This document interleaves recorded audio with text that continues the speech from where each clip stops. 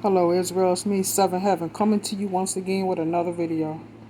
As always, no rights to the video or music, strictly for educational purposes only. Let's get into the video. See this underground civilization we knew nothing about. Quite sure they did. Let's get into it, Israel. When we accidentally flew into some kind of crater in the ground, my crew and I noticed aircraft we had never seen before. Human-like creatures met us, but they seemed much more developed than people. The president has been advised. I am now detained and placed under strict control via the national security provisions of the United States of America. I am ordered to remain silent. These entries from Admiral Richard Byrd's personal diary miraculously leaked into the press in the second half of the 90s. A detailed description of the civilization that lives literally under our feet really shocked society because the records belonged not to some madman, but to a respected American military pilot with numerous state awards. Many questions arise. How could a whole civilization get underground? Can you trust the words of Richard Byrd? And most importantly, who lives below us? A lot of people are sitting there like, think about it, bro. We've been seeing a lot of underground tunnels and places where ancient civilizations and early civilizations once lived and roamed at throughout the underground, bro. Don't it ain't as far-fetched as you think. Richard Byrd's claims that he met some mysterious people underground could be considered complete nonsense if there were no examples of such settlements in history.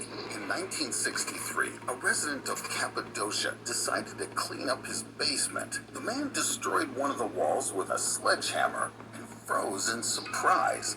There was the entrance to a tunnel right in front of him. And when researchers decided to explore it, they found out that the tunnel leads to a mysterious underground city.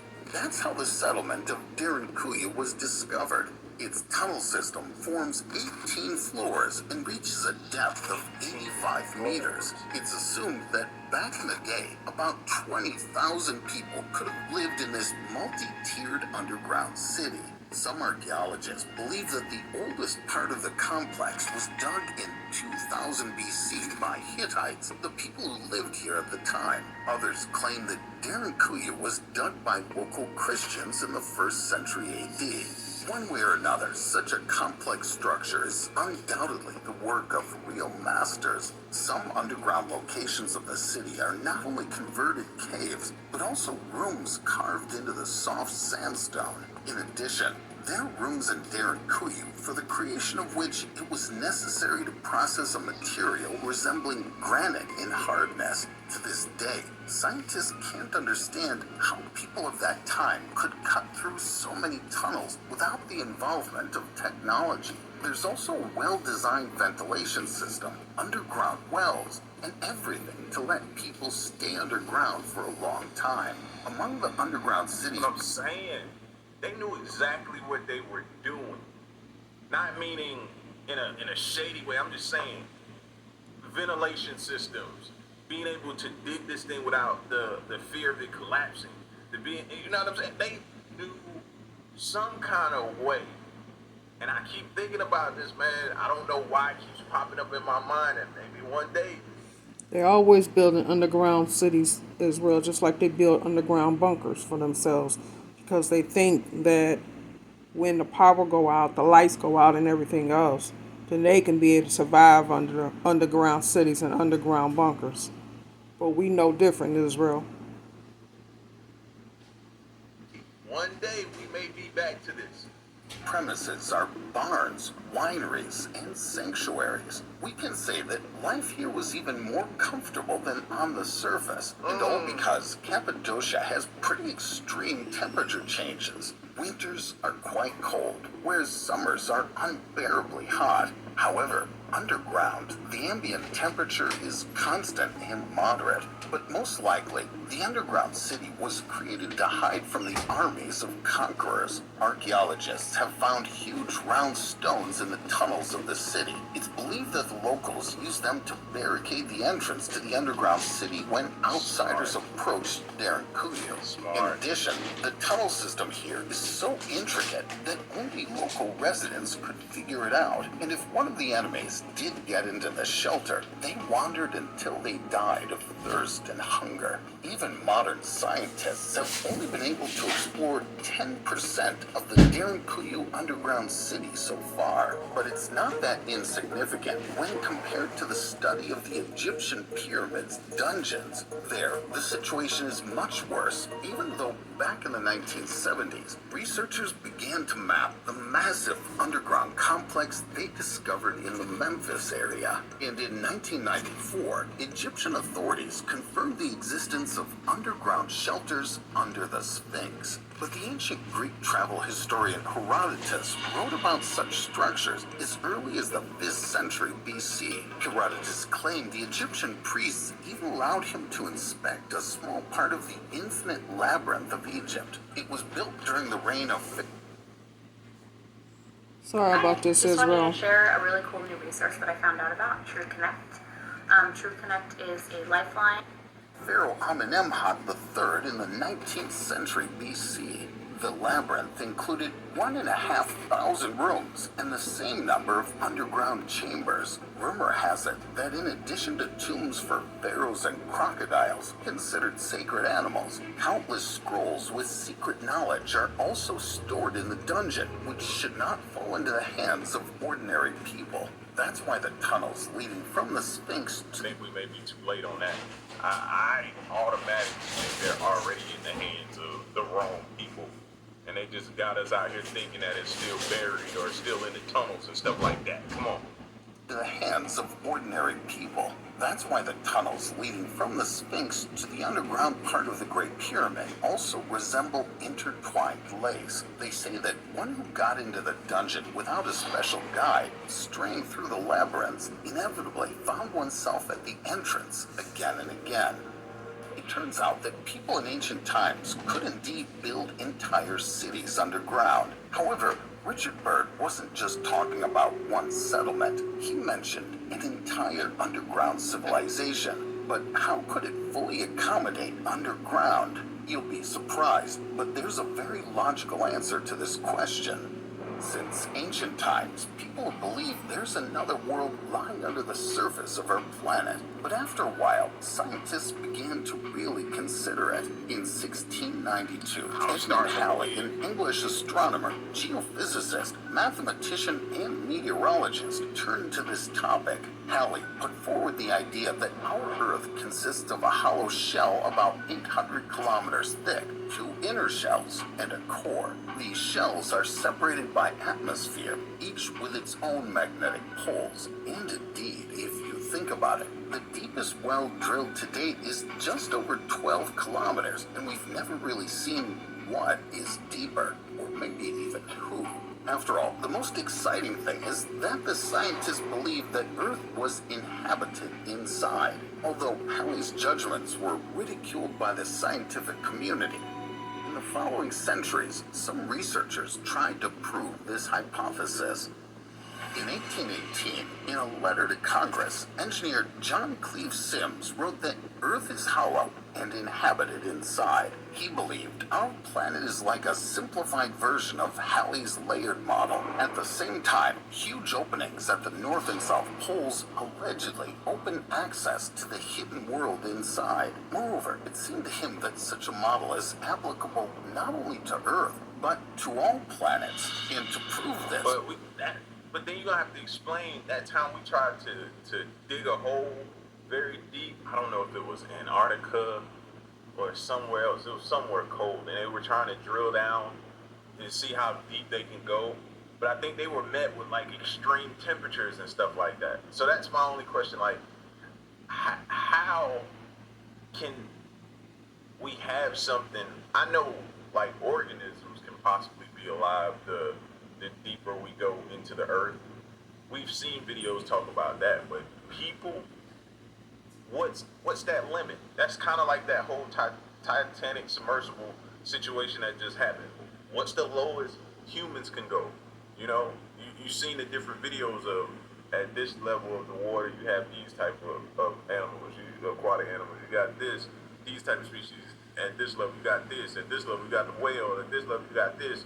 You know what I mean? So how far can we make it? It's applicable not only to Earth, but to all planets. And to prove this, he asked Congress for money for the expedition and 100 escorts. Of course, the authorities didn't give a single cent for research. This hypothesis was virtually forgotten until 1908, when the American writer Willis George Emerson published a book called The Smoky God. The author claims his story is based on a real biography of a Norwegian sea dog named Olaf Jansen. The sailor said that one day, his ship accidentally sailed into an unusual cave in the waters near the North Pole. As it turned out, it led into the bowels of the earth. After that, the sailor allegedly spent several years with the creatures living in the underground city. Olaf described them as human-like individuals over 3 meters tall. According to the sailor, this underworld even had its own separate sun. But Olaf's stories are too weak an argument to support the Hollow Earth hypothesis. After all, sailors are famous for their predilection for inventing various fantastic stories that supposedly happened to them at sea.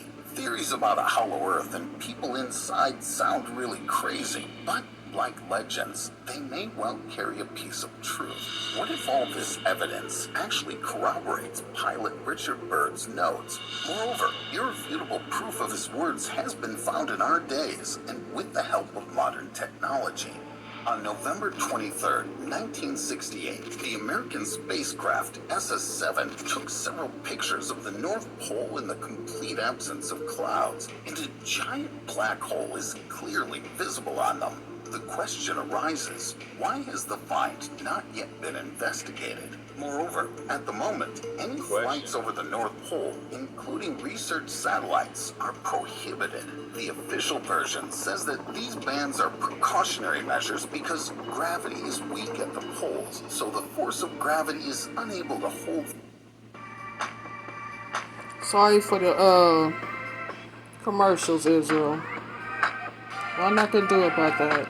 Flying vehicles, but likely they're just hiding something from the public. Remember how aggressively Congress reacted to Byrd's attempts to discuss his fateful flight? So what was so unusual about what he saw at the North Pole? Admiral Richard Byrd's diary entries, dated February 19, 1947, seemed normal at first. There, the pilot writes that he woke up early and had been preparing for the next research flight over the North Pole from 6 in the morning. Richard was not an ordinary person. He was a member of a noble family from Virginia. Its roots go deep into the 17th century, and it's rumored that members of this bloodline still play an essential role in U.S. government affairs. In addition, he was not just one of the expedition members, but the first person who reached the North and South Poles by air. The famous admiral also had appropriate friends. Edsel and Henry Ford admired their friend's polar exploits so much that they even financed Byrd's expeditions conducted together with the U.S. Navy. The organization of the flight to the North Pole was at a high level, and everything seemed to go smoothly.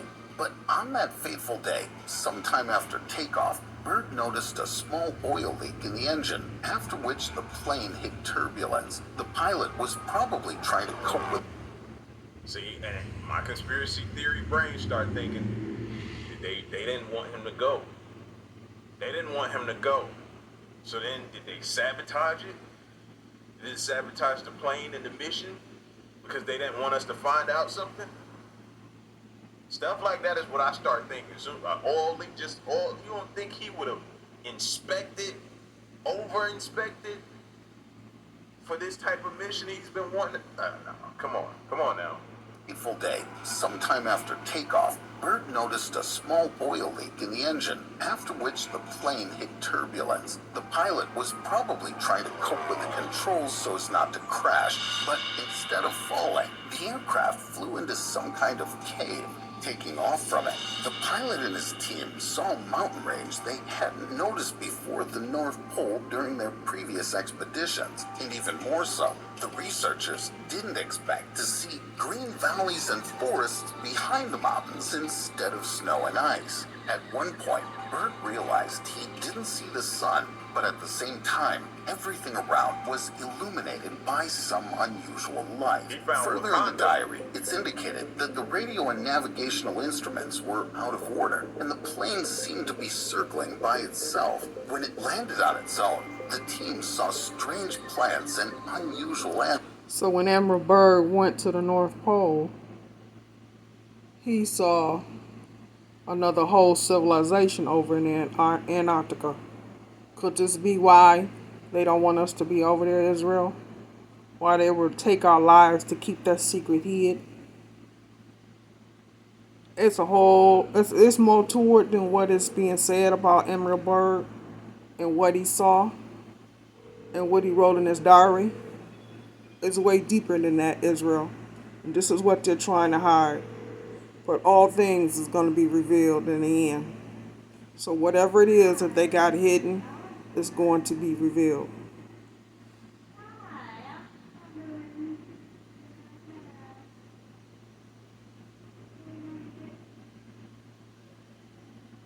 Animals, and some of them resembled mammoths. Byrd writes in his diary that some strange flying machines began to approach them after that, and human-like creatures emerged from them. They were tall, with bare skin shimmering with a slight blue-green hue, just like all the local water bodies. These unusual people had white hair and clothes. When they spoke, Byrd somehow understood them.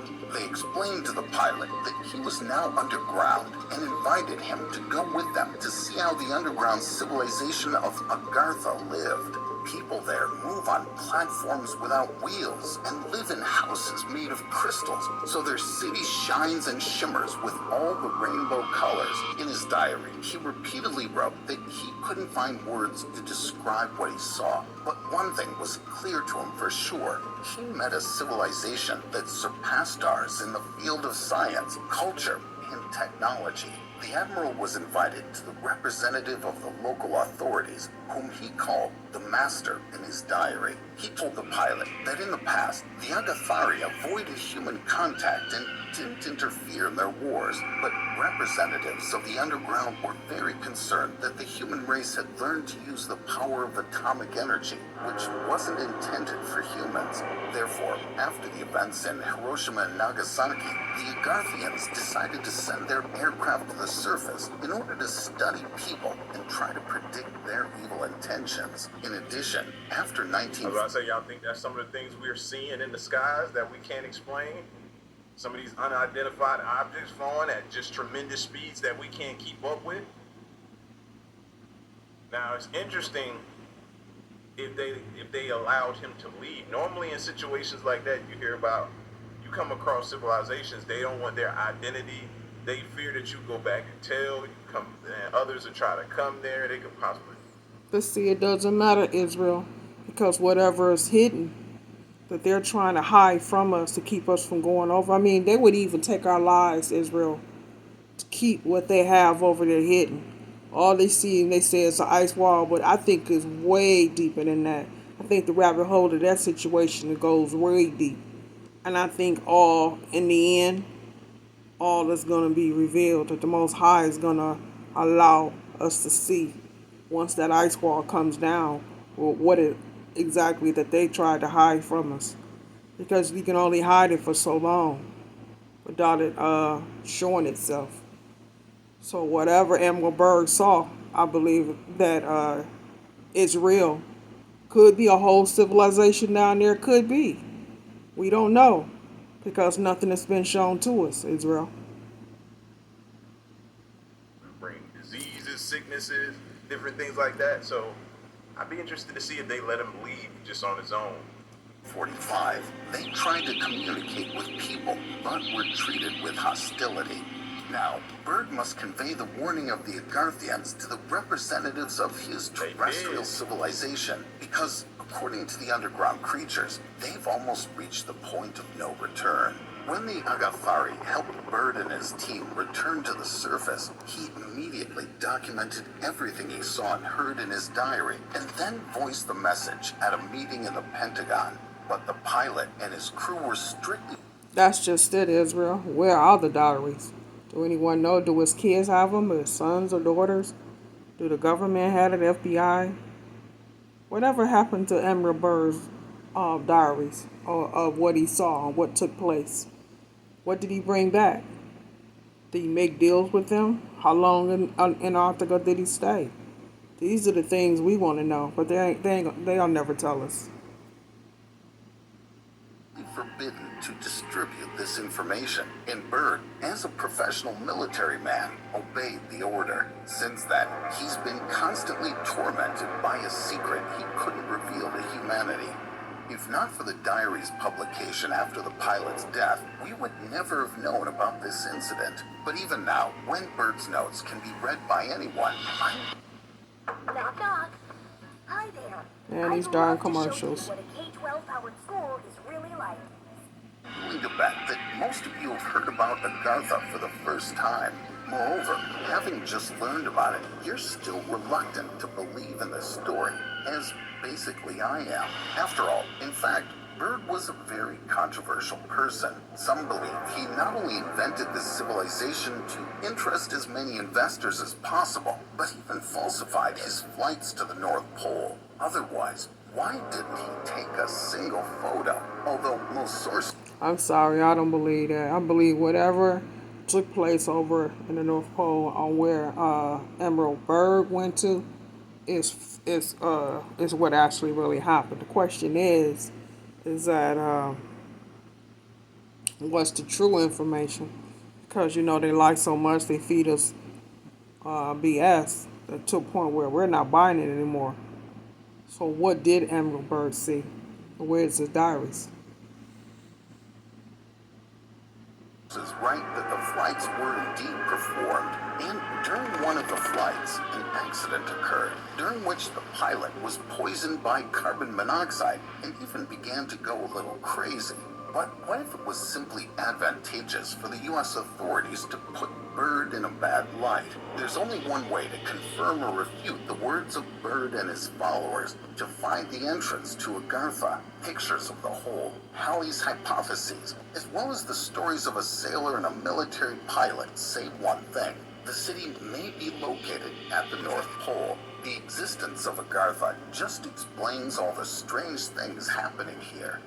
For example, Makes sense too, man. A lot of things we're finding in the poles, like Antarctica, all that type of stuff like that. We're wondering what's going on there. Are they looking for them and trying to just keep us out the loop? That's what's happening. Something's been going on, though. We've seen tons of videos and been having speculations about something going on there. Might find our answer, y'all. just explains all the strange things happening here.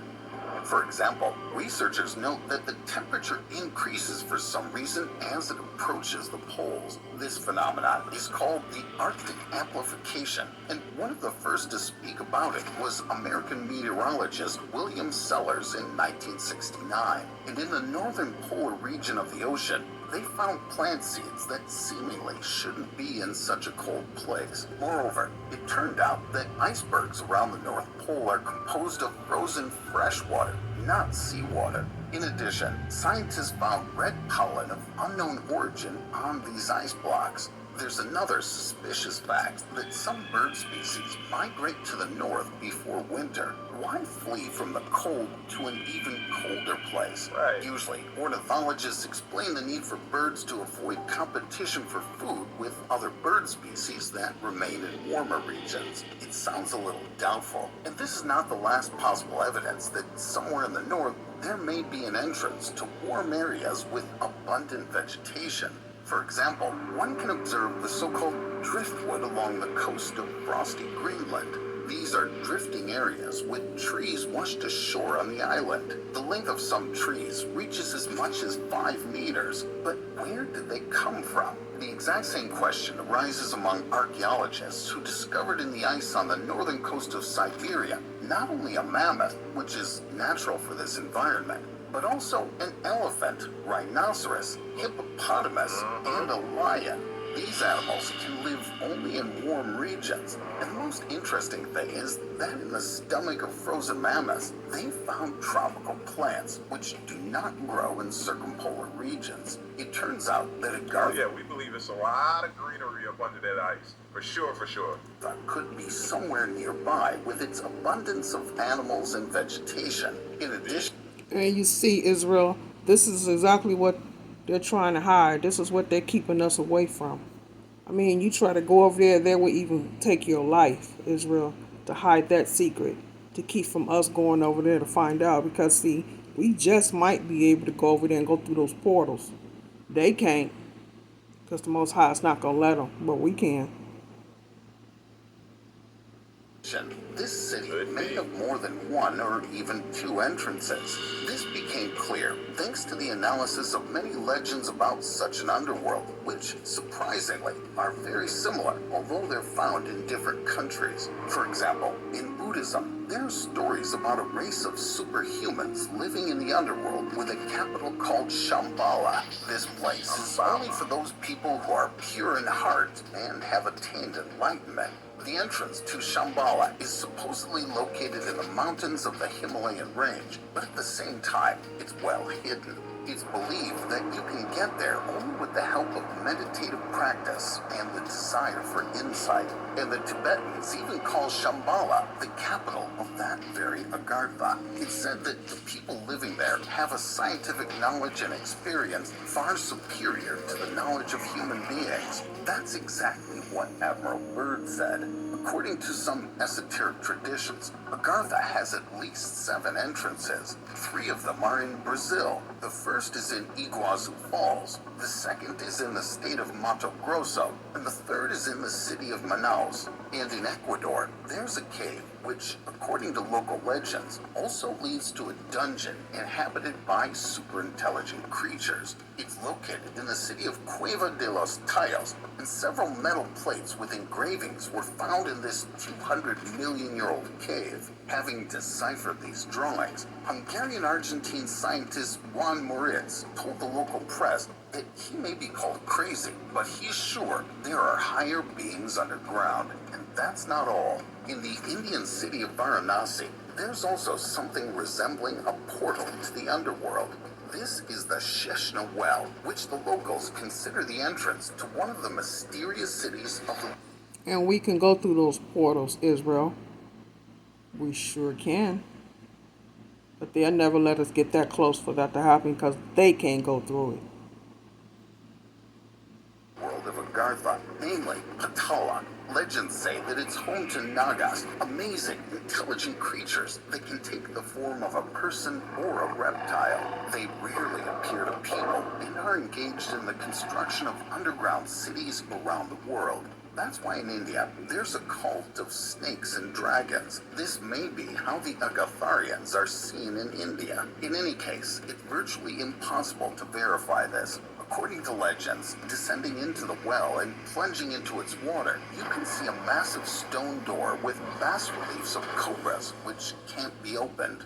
Well, I'm out. No matter how representatives of different countries and religions call the underworld and its inhabitants, one thing is clear. All these stories couldn't have appeared just like that. And if the inhabitants of the inner earth are so intelligent, they could mask the entrance to their world with the help of unique technologies. But what if it's not we who are really searching, but someone is actually looking for us? American mathematician Martin Gardner claims that our universe is located inside another large hollow world. Right now, its creatures are watching a video about how to find the entrance to the underworld with strange creatures called people, who are insanely beautiful and incredibly smart. And in the comments under this video, they write, "Stop making videos about conspiracy theories. This is not science. There are no people, and the author of the video is an idiot." Listen, man, I often ask and pose the questions, are we the aliens? It's not a far-fetched question to ask. the more you start thinking about things, man, and the more you start piecing this puzzle together and continue. We'll never know, Israel. Leave it to them to think we are. Because they think our eyes are closed. But our eyes are open. Veil has been lifted. And our people are waking up worldwide. Much love, Israel.